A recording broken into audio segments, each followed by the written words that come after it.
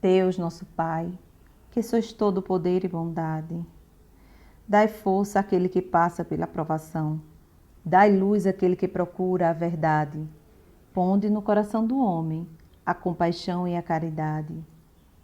Deus, dai ao viajor a estrela guia, ao aflito a consolação, ao doente o repouso. Pai, dai ao culpado o arrependimento, ao espírito a verdade, à criança o guia, ao órfão o Pai. Senhor, que a vossa bondade se estenda sobre tudo o que criastes. Piedade, Senhor, para com aqueles que não vos conhecem, e esperança para aqueles que sofrem. Que a vossa bondade permita aos Espíritos Consoladores derramarem por toda parte a paz, a esperança e a fé. Deus, um raio, uma centelha do vosso amor pode abrasar a terra. Deixa-nos beber na fonte da vossa bondade fecunda e infinita, e todas as lágrimas secarão, todas as dores se acalmarão. Um só coração, um só pensamento subirá até vós, como um grito de reconhecimento e de amor. Como Moisés sobre a montanha, nós vos esperamos de braços abertos. Ó poder, ó bondade, ó beleza, ó perfeição. E queremos de alguma forma merecer a vossa misericórdia. Deus, dai-nos a força de ajudar o progresso, a fim de subirmos até vós. Dai-nos a caridade pura, dai-nos a fé e a razão. Dai-nos a simplicidade que fará de nossas almas o espelho, onde deve refletir a vossa divina imagem. Que assim seja, graças a Deus. Boa noite a todos e todas. Que as bênçãos do Evangelho nos iluminem sempre. Que nesse momento em que todos nós fomos convidados ao exercício do recolhimento interior, apesar de estarmos com muita saudade da nossa casa espírita, do Grupo Espírita Francisco de Assis, os irmãos e irmãs de outras agremiações religiosas, de outras casas espíritas, independente de qual casa espírita, católica, ou protestante evangélica, ou templo budista, ou Seixonoye, ou de Umbanda, seja lá onde for, que a mensagem do Evangelho de Jesus possa se fazer presente em todas as nossas vidas. E nesse momento em que todos nós somos convidados ao exercício desse recolhimento, onde nos voltamos para nós mesmos, exercitando a paz, a tolerância e a paciência em casa. Eu digo a paz, a paciência e a tolerância em casa, porque nós temos recebido muitas informações de amigos, de irmãos e irmãs que têm tido dificuldade de relacionamento. E nós até compreendemos, mas nesse momento nós somos convidados pela equipe da espiritualidade a fazermos parte ativa através das preces, das orações, do Evangelho no Lar. Agora, o Evangelho no Lar, o convite não é semanal, o convite é diário. O convite é diário e você pode até fazer mais de uma vez, de preferência com a sua família, ou só, ou do jeito que você achar melhor. Mas que possa esse Evangelho ser trabalhado, porque o Evangelho no Lar, ele transforma a nossa casa. Ele transforma a nossa casa em um templo onde o mundo espiritual pode se fazer presente. E isso é tão importante, porque nesse momento de pandemia, em que as pessoas estão mais em casa, de certa forma, aqueles espíritos que ainda alimentam algum desejo de ódio, de rancor, ou algum sentimento menos nobre em relação a nós mesmos, eles estão em casa conosco também. Então, nós precisamos ter a consciência de que esse é o momento do exercício da paz e da tolerância, principalmente em casa, para demonstrar para os nossos irmãos e irmãs que estão em uma outra faixa vibratória, que nós estamos exercitando a transformação e a renovação. Nessa noite de hoje, eu reservei para conversar com vocês um fato que eu vivi alguns anos atrás. Eu vivi esse processo em uma viagem que eu fiz ao interior, e eu não posso, obviamente, por motivos éticos, contar qual foi a cidade, nem qual foi a casa espírita, mas eu tive a oportunidade de ministrar um seminário em uma cidade do interior e almocei com o dirigente dessa casa. Uma dessas pessoas que eu vou aqui relatar já está no mundo espiritual. Ela desencarnou e é um contexto que envolve várias pessoas. Nesse seminário que nós fomos ministrar, eu tive a oportunidade de almoçar com o dirigente dessa casa espírita. E aí ele me apresentou uma família antes do horário do seminário e me contou uma história. Eu fiquei acompanhando essa história juntamente com ele algum tempo depois. E aí ele me autorizou a contar essa história. Eu já contei em algumas casas espíritas algum tempo atrás. Mas nesse momento de pandemia, é hora de fazermos uma reflexão em fatos que nós vivenciamos nas casas espíritas e contar histórias que realmente gerem um efeito muito importante em relação ao que estamos vivendo, e vocês vão me compreender porque eu falo isso. E aí, nesse período em que nós almoçamos, nós conversamos, quando fomos à casa espírita, ele me apresentou a uma jovem e a sua família, e ele me disse, olha, essa é uma jovem que não era espírita, ela não era espírita, nós temos um trabalho aqui com a juventude, isso na casa espírita que ele dirige, nessa cidade do interior. Nós temos um trabalho junto à juventude, e em um determinado dia, por acaso, entre aspas, todos nós sabemos e entendemos como é o processo do acaso em nossas vidas. E um dia, essa jovem estava na casa das amigas e essas amigas iam para a casa espírita participar desse seminário que era voltado à juventude. Ela estava lá presente e as meninas convidaram ela para acompanhá-la à casa espírita. Ela não queria, ela não tinha religião. Não era espírita, não era católica, não tinha nenhum credo religioso. E ela disse, eu não gosto desse negócio de espiritismo. Mas as amigas insistiram e disseram que ia ter bolo. Aí ela disse, então eu vou. Então ela acompanhou as amigas até a casa espírita. Chegando à casa espírita, o seminário impactou profundamente essa jovem. Por quê? Porque as colegas não sabiam, não lembravam qual era o tema, não falaram para ela, e levaram ela para a casa espírita. Chegando lá, o tema era o aborto e as consequências espirituais. E essa jovem, ela estava grávida. E ela iria abortar no dia seguinte. O seminário foi no domingo, ela ia abortar na segunda-feira. E depois que ela ouviu no seminário acerca das consequências espirituais do aborto, ela ficou tomada de pânico.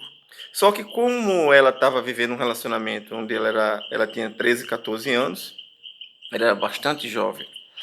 E eu tenho certeza que nessa idade nenhum pai, nenhuma mãe ficaria feliz em ver sua filha grávida aos 13, 14 anos de idade. Não sei se ela tinha um pouco mais do que isso, era nessa faixa. E então ela ficou muito inquieta, porque ela planejava abortar, não ia contar a nenhuma de suas amigas e ia ficar em silêncio.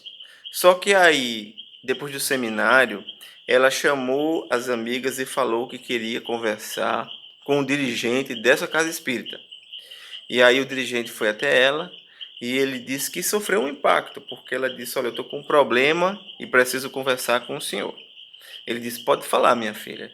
Então ela contou que estava grávida e que iria abortar. Só que depois daquele seminário, ela havia desistido da prática do aborto. E aí ele queria que ele a ajudasse a levar a notícia aos seus pais. E ele disse que ficou sem entender, mas que na hora não quis se afastar do compromisso. Ele sentiu uma inspiração para realmente abraçar aquela jovem, falar para ela, dizer, minha filha, se preocupe não, que se o problema for esse, nós vamos juntos conversar com seus pais. Ele, apesar de morar no interior, ele não conhecia bem os pais daquela jovem, só de vista, e ele a acompanhou até a casa dos pais. Chegando à casa dos pais dela, eles ficaram meio surpresos com a visita daquele senhor que eles não conheciam. Mas aí ele se apresenta como dirigente de uma casa espírita e que ele tinha algo para falar com eles. Naquele momento, eles já ficaram intranquilos. Mas aí ele disse, olha, ela está grávida. E aí o pai disse, eu sabia. A mãe ficou transtornada, mas o pai ficou revoltado. Ele disse, olha, se eu falar isso porque o senhor não conhece essa menina. Essa menina dá muito trabalho. Eu já pensei até em amarrar ela em casa, para que ela não saia. Mas ela é de sair, ela é de namorar muito, ela é de ter muitos problemas, ela bebe, ela fuma, ela usou drogas. Então, ela era daquelas jovens que tinham um descontrole profundo familiar. E aí o dirigente disse, olha, eu entendo tudo isso que o senhor está me falando, mas nós precisamos aprender a compreender o que a vida reserva para nós. Então, Deus está enviando um presente para a família. Ele ficou naquele momento meio descrédito, ele não queria conversar, mas depois aí ele desabafou e disse, olha, eu pensei realmente no exercício do aborto com ela. Ela é menor de idade, ela tem 14 anos. Então, eu acredito que não é ilegal no caso dela. O dirigente da casa espírita disse, olha, pode até não ser ilegal diante das leis humanas, mas é profundamente ilegal e criminoso diante das leis divinas. Por quê? Porque as leis divinas, elas são diferentes das leis humanas. E é ilegal diante das leis do mundo espiritual. Porque Jesus nos convidou, deixai vir a mim as criancinhas, e não as embaraceis. Nós não podemos criar embaraços à reencarnação desses espíritos. Aí ele começou a explicar, disse, olha, eu sou espírita, eu sei que vocês não são, mas eu gostaria que vocês dessem uma chance e nós possamos fazer um tratamento espiritual com ela e pedir uma orientação para esse momento. E aí foi aí o ponto fundamental. Aí ele me contou que na orientação veio que era necessário que aquele espírito realmente reencarnasse. Porque era um espírito que tinha muitas inimizades em relação àquela família, principalmente aquela jovem de vidas passadas. E aquele espírito precisava reencarnar naquela família para poder ali se desfazer os laços de ódio que já existiam há muito tempo. Ele foi orientado a não fazer essa revelação para a família naquele momento, mas ele foi orientado a explicar que era importante que aquele espírito retornasse. Aí ele me disse, quando ele falou isso, eu lembrei imediatamente de uma passagem do Evangelho de Jesus. E eu peço a você, meu irmão e minha irmã, que preste atenção nessa passagem, que é uma passagem que nós sempre usamos, porque é uma orientação da espiritualidade. A passagem diz assim, vos foi dito que odiareis os vossos inimigos. Eu vos digo, disse Jesus, que amareis os vossos inimigos. Quando Jesus nos convida a amar os inimigos, é preciso que tenhamos uma compreensão dessa passagem. O exercício desse amor é praticamente impossível na encarnação. É muito difícil você falar que vai conseguir perdoar ou amar alguém que tirou a vida de quem você ama. Alguém que perseguiu você uma vida inteira. Alguém que foi responsável pelo seu fracasso, pelo seu insucesso. Alguém que colaborou para isso, porque o responsável sempre somos nós. Mas alguém que colaborou para que esse processo acontecesse. Então, é muito complicado. As pessoas às vezes dizem, eu consegui esquecer, eu consegui perdoar. E isso é raro, porque na maioria das vezes nós não perdoamos nem os nossos amigos. Às vezes uma pessoa amiga, por uma razão, por um motivo banal, nos aborrecemos e não nos aproximamos mais dessa pessoa. Às vezes na própria casa espírita, ou casa católica, ou casa protestante evangélica, dentro da nossa própria casa religiosa, as pessoas se desentendem por motivos bobos. E aí ficam mesmo ouvindo diariamente a prece de Jesus quando nos fala, perdoa as nossas ofensas, assim como nós perdoamos a quem nos tem ofendido, nós não conseguimos, a nível de sentimento, transformar as palavras em prática. Ficam sempre simplesmente palavras da boca para fora. Então aí, nessa passagem do Evangelho, quando Jesus nos fala da importância de amar os inimigos, numa visão rasteira, nós acharíamos que seria os inimigos na presente existência, ou apenas uma filosofia que falou Jesus. Mas, na verdade, no seu sentido mais profundo, é a própria essência da reencarnação.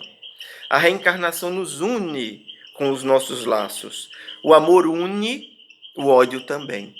Ligações de amor são para sempre, ligações de ódio precisam ser desfeitas. E o processo para que elas sejam desfeitas é o processo da reencarnação. Daí nós recebermos, muitas vezes em nossos lares, espíritos iluminados que já nos amam profundamente, mas em grande parte das vezes, profundos desafetos de vidas passadas. espíritos que têm mágoas para conosco, ou vice-versa.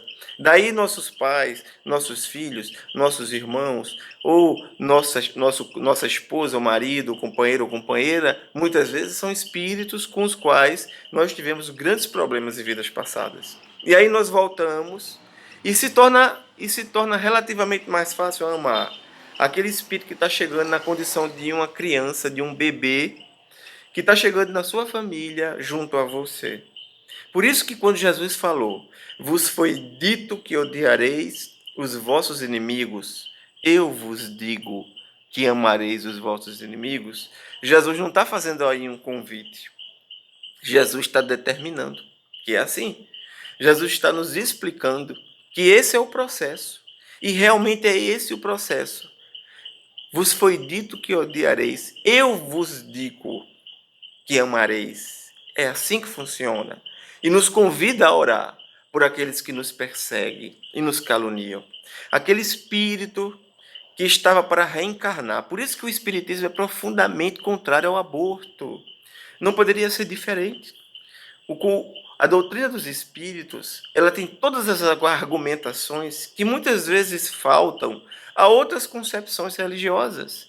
Eu já ouvi supostos cristãos defendendo a prática do aborto. O Espiritismo nos convida à compreensão de que é necessário o processo da reencarnação. Mas Josué adianta as pessoas lá fora reencarnarem sem a presença, assim, abandonadas, jogadas. Se não fosse necessário, nós não precisaríamos reencarnar. E os espíritos endividados precisam reencarnar, seja qual condição que for. Mas quem de nós pode julgar a condição do espírito?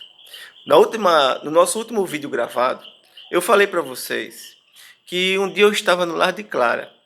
Eu estava no Lar de Clara, lá em Pontezinha. E eu ia passando numa sala, vi várias crianças. Eu observei aquelas crianças e eu fiquei pensando, meu Deus, quem são esses espíritos que estão aqui? E eu fiquei fazendo reflexões. Pode aqui estar, nessa sala, alguém que vai ser fundamental para o exercício da paz, da tranquilidade, do dinamismo, da política, no exercício da magistratura, sei lá mais aonde, na sua cidade, talvez no seu país, ou então só na sua casa. Talvez esteja aqui uma criança que vai ser responsável pela transformação de muitas vidas, por iluminar muitas consciências. Eu fiquei divagando. Mas eu não me interessava saber o que aquelas crianças foram no passado. Mas nos interessa saber o que aquelas crianças representam no presente e o que vão representar no futuro. Mas o que vão representar no futuro dependem do momento presente, da prática do exercício do evangelho na vida dessas crianças. Por isso que sempre que eu faço um vídeo ou conversa, eu gosto sempre de enaltecer a importância da manutenção dessa instituição chamada Lar de Clara. Por quê? Porque nós temos o Lar de Clara lá em Pontezinha, temos o Lar de Clara aqui em Piedade. Todos eles trabalham com crianças e jovens.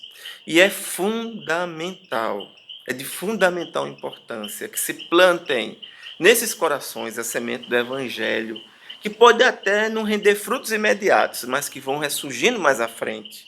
E para a manutenção desse trabalho, dessa instituição, nós precisamos muito da colaboração de todos aqueles que possam ajudar. Porque todas essas instituições lutam muito para sobreviver. Não lutam para lucrar, lutam para se manter, porque elas precisam se manter e dar condições àqueles que trabalham nessas instituições. E aí às vezes eu fico divagando com os meus botões e eu fico pensando, meu Deus, hoje o Lar de Clara tem um trabalho X, tanto em Pontezinha como em Piedade, mas sabe lá Deus o que o futuro nos reserva para esse trabalho? Nós não podemos prever o que reserva o futuro em relação a esse trabalho. Por quê? Porque a espiritualidade, primeiro, ela lança o trabalho inicialmente em uma etapa, para caso a etapa haja correspondência das pessoas, aí essa etapa vai se passar para um outro processo. Então nós torcemos muito para que amanhã essas etapas possam surgir, mas isso depende muito do nosso momento presente. Eu lembro muito uma frase de André Luiz: ajuda os que te cercam, auxiliando a ti mesmo. Porque se hoje te encontras com o teu ontem, o teu amanhã dependerá do teu hoje. E André Luiz traz muita sabedoria nessa frase. Eu olhei para aquela jovem e eu disse: meu Deus do céu, quem será o espírito que vai reencarnar ali? Quais serão as dificuldades que esse espírito teve com ela em vidas passadas? O dirigente me contou que foi feita uma outra orientação. Aí nessa outra orientação foi uma segunda etapa do trabalho. Eu achei isso muito interessante, porque haviam duas entidades que trabalhavam para ela abortar. E essas duas entidades trabalhavam para ela abortar por quê? Porque eles bebiam, fumavam e praticavam sexo com ela. Eram espíritos ligados àquela jovem, de vidas passadas, onde ele me falou que eles viveram uma vida cigana. O dirigente contou que foi revelado isso para eles, que eles viveram uma vida cigana em um passado um pouco distante em relação ao nosso tempo presente.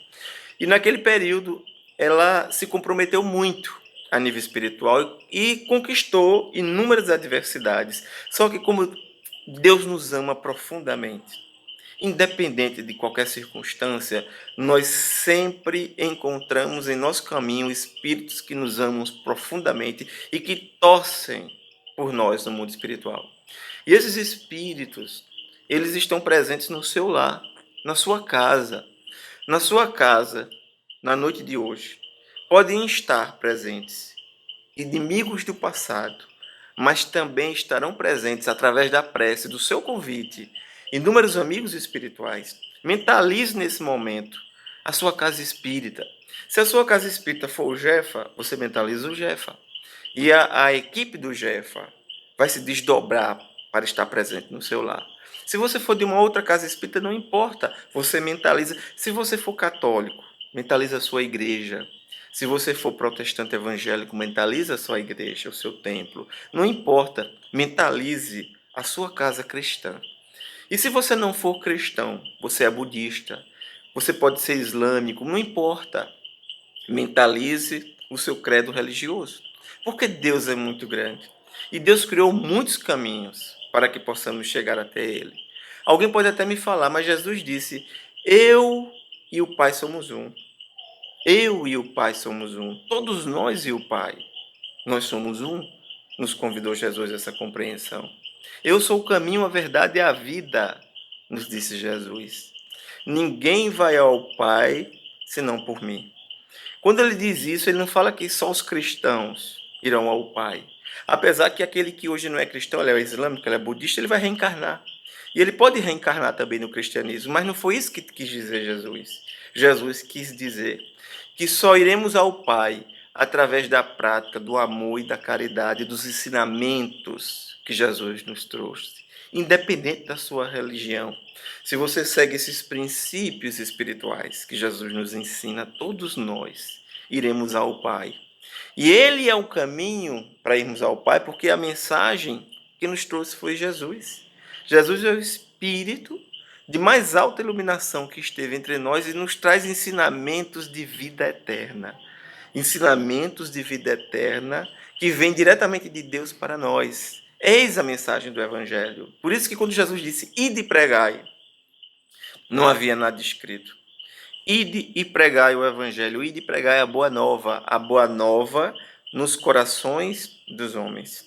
E aí, essa jovem que passava por esse processo, o dirigente disse, olha, nós fizemos uma reunião de desobsessão e nós começamos a dialogar com os espíritos com muita dificuldade, porque eles eram muito resistentes, eles queriam que ela abortasse. Por isso que ela pensava em abortar.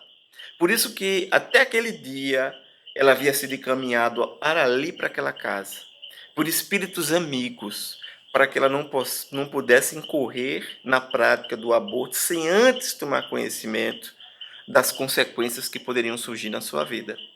Então ela foi até aquela residência, ela foi até aquela casa espírita, recebeu a mensagem, aquela mensagem transformou a vida dela. Esse é o objetivo do Evangelho. E aí ele me disse, olha, você sabe qual foi a maior dificuldade para convencê-los? É porque eles bebiam, fumavam e praticavam sexo através dela. E por que eu estou falando isso na noite de hoje? Talvez alguém ache repetitivo, mas somos forçados a falar.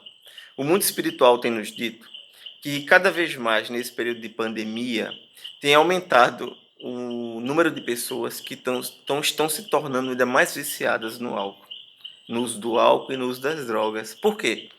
Porque nós às vezes nos sentimos perdidos.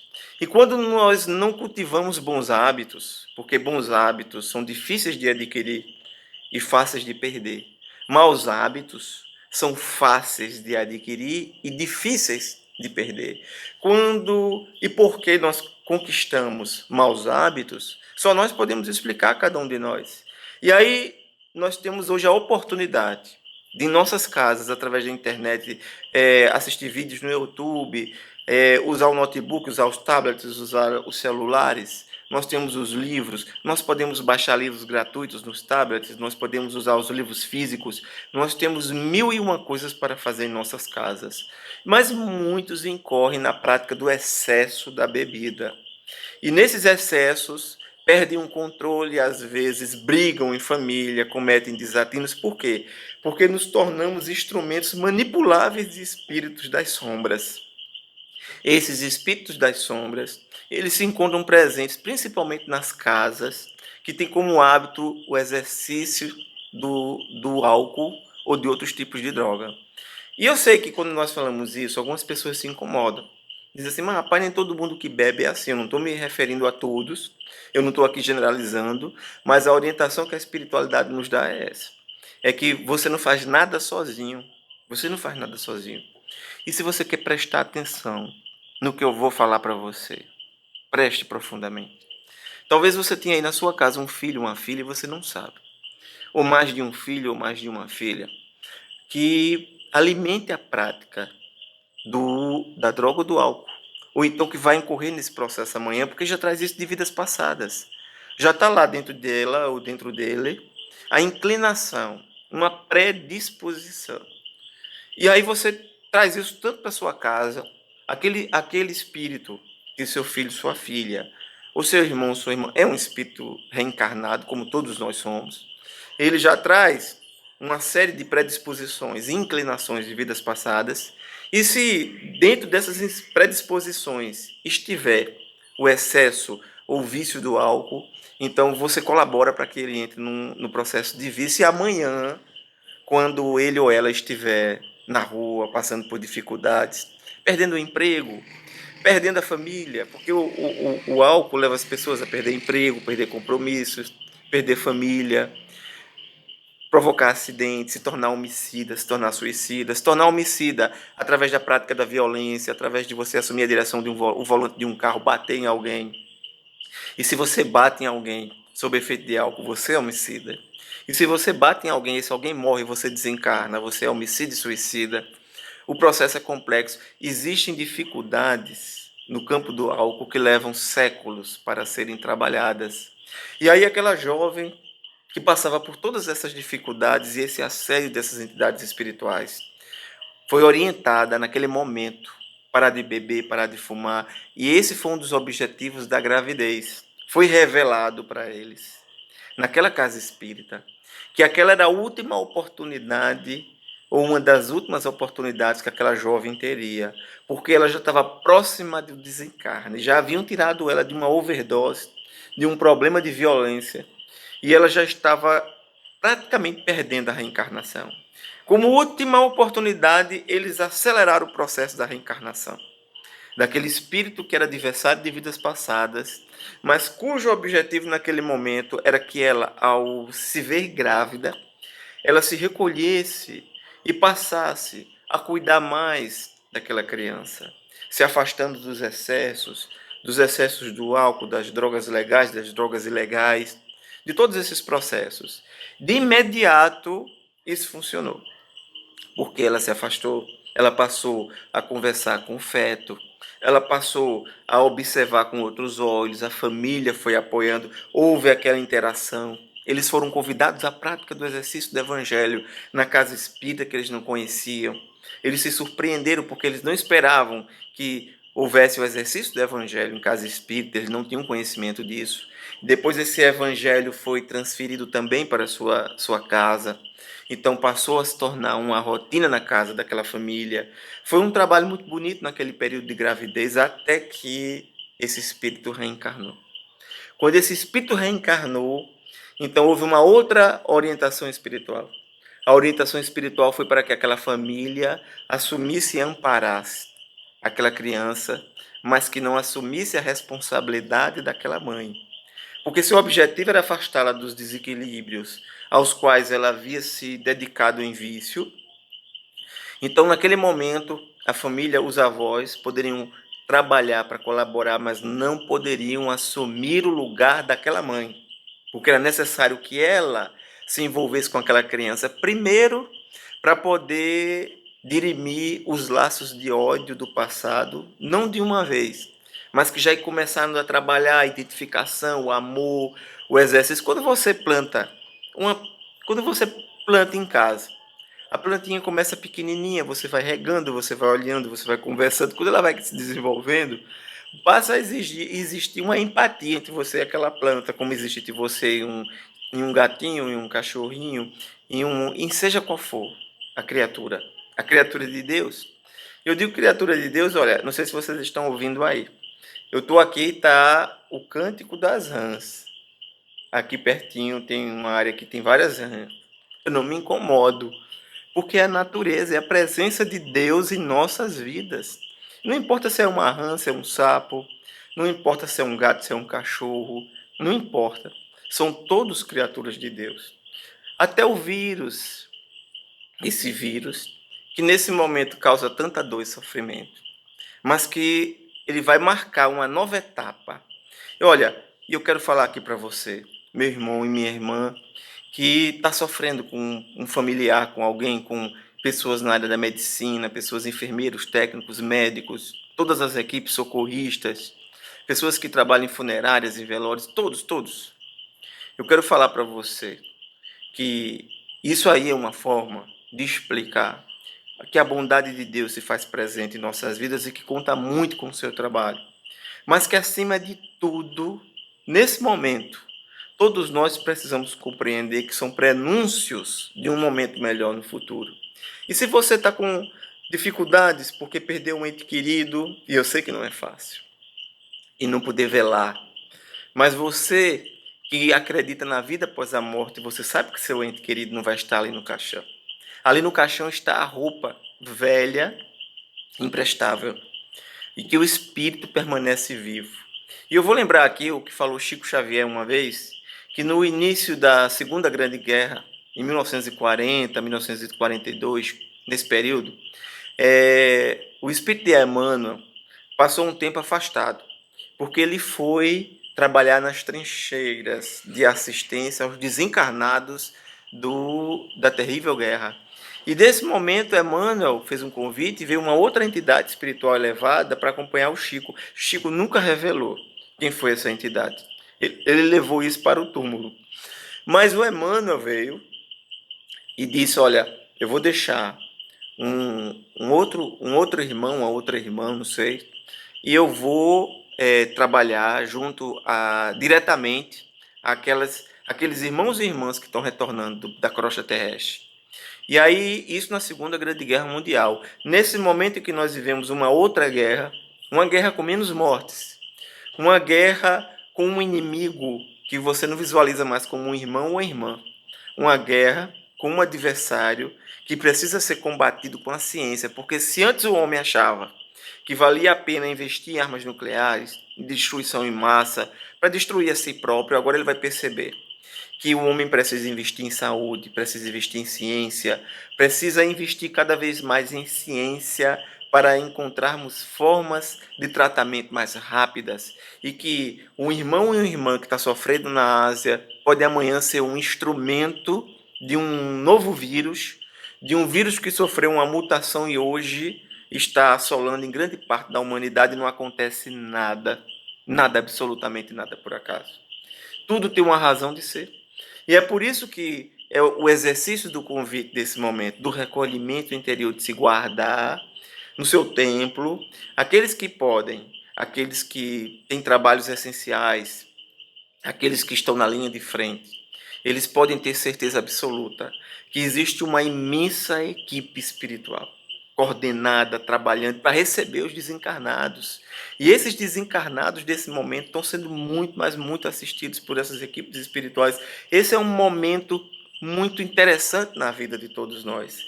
Aquela jovem, ela recebeu um espírito que era adversário dela de vidas passadas. Ela estava ali tendo a oportunidade da reconciliação.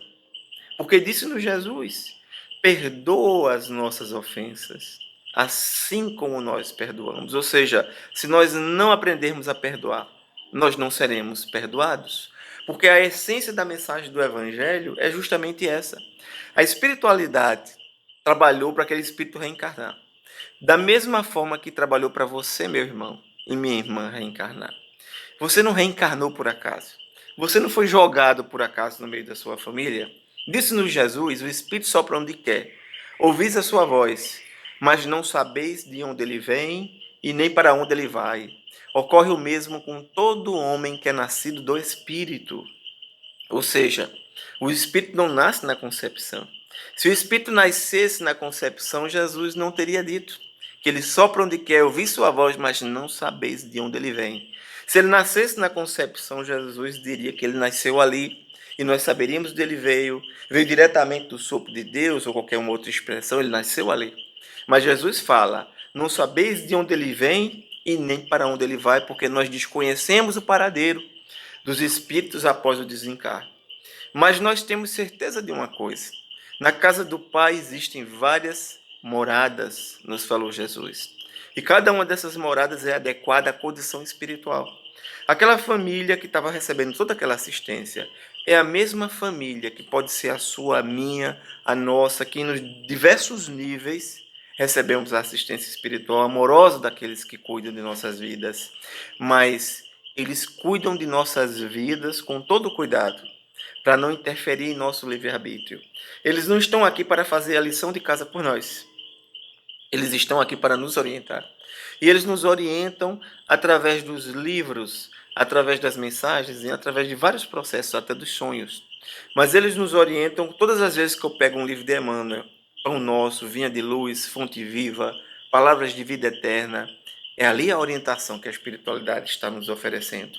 Você faz uma prece, você abre aquela mensagem, naquela mensagem vem a orientação. E por que eu falo isso para vocês, principalmente nesse instante? Porque o nosso evangelho da noite de hoje, é o retrato dessa situação. Observai os pássaros do céu. Porque da mesma forma que os pássaros recebem todos os cuidados, aquela família recebeu todos os cuidados para receber aquele espírito na sua casa. Mas você também recebeu na sua casa e recebe ainda as visitas espirituais, de acordo com o exercício da sua prática. Sejam os amigos espirituais, sejam os desafetos espirituais. Os desafetos espirituais que se fazem presentes em nosso lar, nós não os enxotamos, nós não os maltratamos. Nós pedimos a Jesus que os ilumine e os abençoe. Observai os pássaros do céu, disse-nos Jesus. Não acumuleis tesouros da terra, onde a ferrugem e os vermes os comem, e onde os ladrões os desenterram e roubam. Acumulai tesouros no céu, onde nem a ferrugem nem os vermes os comem. Essa passagem é interessante, porque Jesus não está pedindo a você para negar os recursos que você tem, as condições de dignidade que você pode oferecer às famílias através do seu trabalho, da sua empresa, que pode gerar impostos, que pode gerar empregos. Não. Jesus não pede nem faz a negação desse processo. Mas Jesus aqui está fazendo uma assertiva de que o mais importante dos tesouros não são esses os tesouros verdadeiros, porque você vai usufruí-los por algum tempo. 30 anos, 20, 40, 50, 60, 70.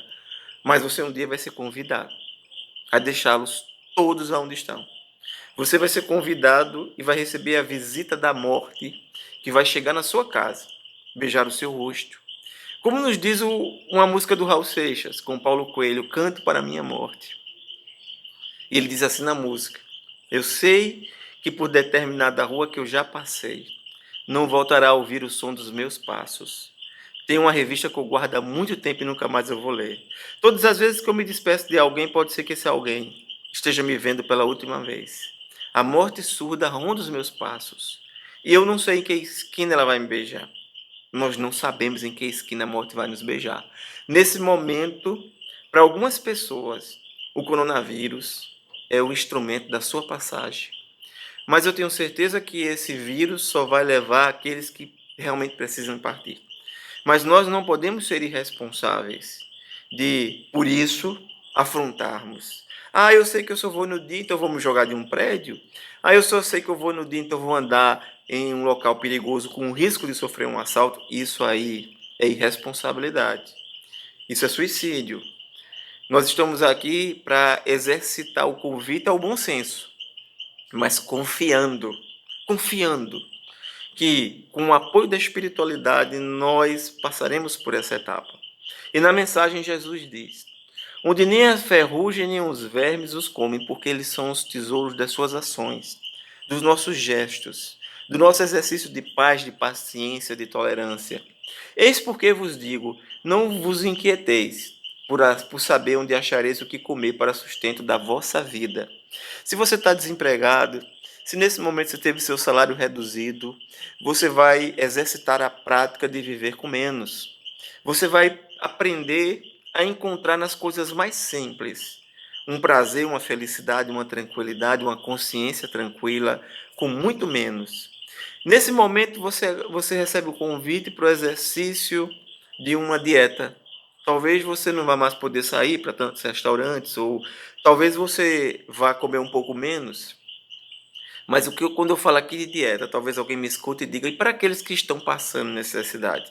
Para aqueles que estão passando a necessidade, você que pode ajudar. Está recebendo o convite do exercício do cristianismo. Mas eu já tenho, eu já tenho um pouco. E aí é que vem a prática da dieta, sim. Aí é que vem a prática daquela passagem de Jesus, no momento em que aquela mulher joga uma moeda no gasofilácio. E uma moeda insignificante. Mas Jesus olha para ela e diz assim: que ela deu do seu necessário. Nós recebemos o convite para o exercício do cristianismo, porque esse exercício, nesse momento, é ele que nós somos convidados à prática. Porque às vezes caímos nos erros do passado, quando os leprosos eram enxotados das cidades porque as pessoas tinham medo de se contaminar. Quando os leprosos eram enxotados até das próprias famílias. Hoje, nós não temos mais uma lepra que realmente era avassaladora. Mas nós temos hoje enfermidades transmissíveis, como essa que estamos vivenciando, mas não podemos, por isso, nos afastar dos nossos compromissos. O Grupo Espírita Francisco de Assis tem praticado esse exercício no trabalho de assistência às nossas vovozinhas, da reunião da quinta-feira. Hoje que não tem mais a reunião pública da quinta-feira, mas as vovozinhas não deixam de receber o seu alimento. O alimento que o Grupo Espírita Francisco de Assis nos convida a doar. Recentemente eu tive uma live com a nossa irmã de uma casa espírita amiga, o Grupo Espírita Maria Dolores. E lá eu conversando com nossa amiga Silvia, onde ela nos enviou as fotos de um trabalho da instituição, levando cesta básica, levando alimento, levando assistência médica às pessoas necessitadas mesmo nesse período da pandemia, porque a dor e o sofrimento não cessam. As pessoas continuam necessitadas, as pessoas continuam com fome. Aqueles que ainda não receberam esse auxílio que o governo fala que vai liberar, mesmo aqueles que já receberam. Nós não sabemos as condições em que se encontram com suas famílias, mas nós sabemos de uma coisa: nós não estamos em um barco sem rumo. Já vivemos períodos maiores, com mais dificuldade no passado, em momentos em que não havia nenhuma assistência social, por mínimo que fosse. Nós passamos por inúmeras dificuldades, pandemias que varreram grande parte da população do planeta e nos encontramos aqui. Por isso que Jesus diz: eis porque vos digo, não vos inquieteis, por saber onde achareis o que comer, para sustento da vossa vida, nem de onde tirareis, para cobrir vosso corpo. Não é a vida mais do que o alimento e o corpo mais do que as vestes? Não é a vida mais do que o alimento e o corpo mais do que as vestes? Observai os pássaros do céu. Não semeiam, não ceifam, nada guardam em celeiros, mas vosso Pai Celestial os alimenta. Não sois muito mais do que eles? Qual de dentro de vós o que pode, com todos os seus esforços, aumentar de um côvado a sua estatura? Porque também vos inquietais pelo vestuário. Observai como crescem os lírios dos campos. Não trabalham, nem fiam. Entretanto, eu vos declaro que nem Salomão, em toda a sua glória, jamais se vestiu como um deles, e Salomão era considerado o mais rico dos homens. Rei Salomão, filho de Davi. Todos nós somos espíritos nessa grande jornada, nessa grande viagem de transformação. O mundo espiritual cuida de nós. O mundo espiritual nos acompanha, mas o mundo espiritual está a nos oferecer aquilo que nós propomos. Quando o mundo material propõe, o mundo espiritual dispõe. Nós, nesta noite, e amanhã, em outros dias, e todos os dias que virão, desta encarnação, de outras encarnações de nossa vida no mundo espiritual, seja onde for, nós somos espíritos imortais. Nós não fomos criados para morrer, nós fomos convidados para o exercício da prática da reforma íntima. É essa a mensagem que Jesus nos passa na noite de hoje. Eu gostaria de finalizar essa nossa conversa olhando para você, me aproximando aqui mais da câmera e falando para você que acredite que Jesus está no controle. Esse barco, ele está sendo conduzido por alguém que conhece todos os processos da passagem, semelhante àquele momento em que os apóstolos, na tempestade, em que Jesus dormia, eles pescavam, e a tempestade chegou e eles entraram em pânico porque eles pensaram: nós vamos morrer, porque a tempestade vai nos afogar. Jesus olhou e disse: por que vos inquietais? Não vedes que estou aqui? Por que vos inquietais? Jesus olha em nossas vidas e diz: por que vos inquietais? Não vê que estou no comando? Não vê que estamos à frente de todo esse processo? Sois convidados a fazer parte desse processo através do exercício da prece, da tolerância, da paciência em casa, no prédio, na família, nas famílias, na rua, na prática do hospital, no exercício do trabalho na funerária, na ambulância, no exercício do otimismo, no exercício da prática, da mensagem que conforta e que consola. Que o Evangelho seja em nossas vidas o exercício dessa transformação e que a prece de Jesus, e que a prece que Jesus nos convidou, quando ele nos disse: perdoa as nossas ofensas, assim como nós perdoamos a quem nos tem ofendido. Não foi uma retórica, foi o exercício da observação, que nós precisamos, acima de tudo, esquecer que não precisamos nos armar. Jesus não diz armai-vos uns com os outros, Jesus disse amai-vos uns com os outros. Que esse evangelho possa fazer parte de nossas vidas, todos os dias de nossas vidas, porque no dia do Calvário, a massa aplaudia a causa triunfante dos crucificadores, mas o Cristo, solitário e vencido, era a causa de Deus.